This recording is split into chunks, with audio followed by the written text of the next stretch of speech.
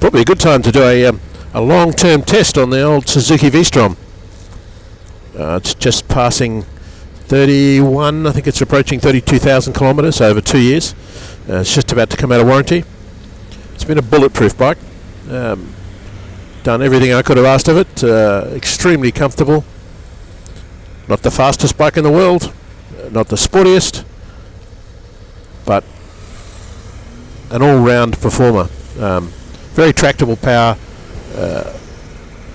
It'll go easily fast enough in almost any conditions to scare the crap out of me. So I find that it suits me. If I got a bike that was another 40 or 50 horsepower, I'd probably just be using it, and that would cause me harm. I haven't done anything to this bike apart from add a few external bits and pieces. It's got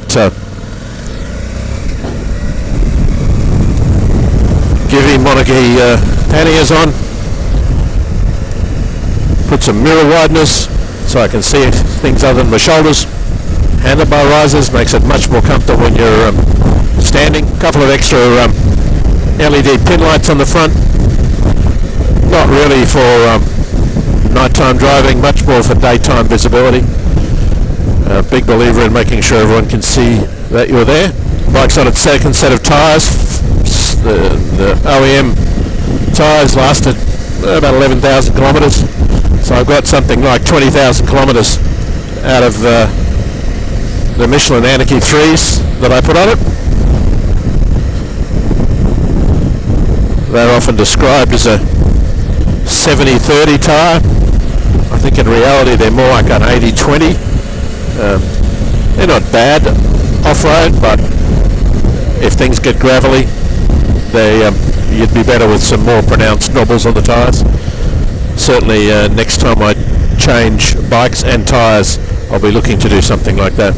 In 30,000 kilometres in 2 years, this bike's had nothing but services, normal logbook servicing, some chain lubing, and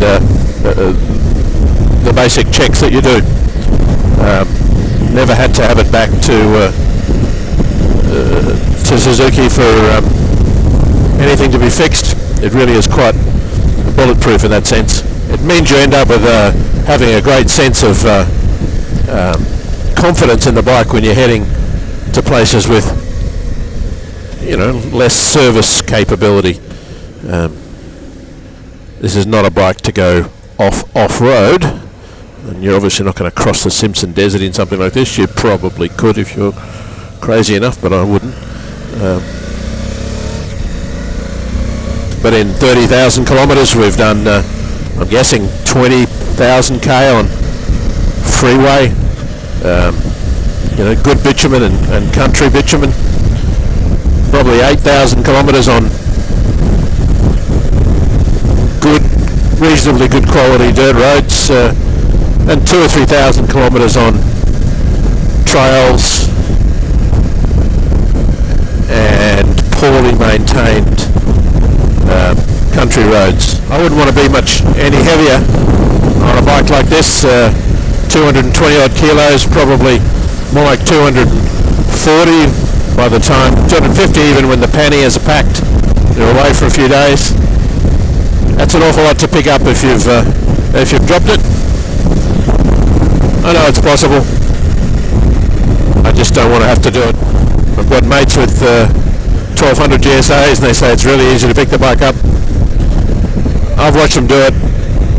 Again, I know it's possible, but I don't call that easy. Many of those bikes have an extra 30, 40 horsepower on top of this one, but on the bitumen that would be nice occasionally. On the dirt, aren't that many places you can use it. And at my age, as I've said, I'm not really interested in pushing it to its limit. I'm more out there to enjoy the fun of riding with friends and the environment. I investigated cruise control because I probably did a couple of months of commuting 100 odd kilometres and thought that would be useful. But cruise controls that operate like a car to retrofit. They're about $1,000 on these sort of bikes. I decided I didn't need it that much, and eventually bought this little device here. I think it's about $10.50 on the internet, and basically once you're up to speed, you simply just rest your palm on it. It works a treat. You can open your hand out, relax. You obviously still have to have your hand there, so you can't actually take it off. So the guys you see with selfie sticks and things, they're probably okay. I can't do that. Not right-handed anyway. But ignoring that minor detail, this little device works fine.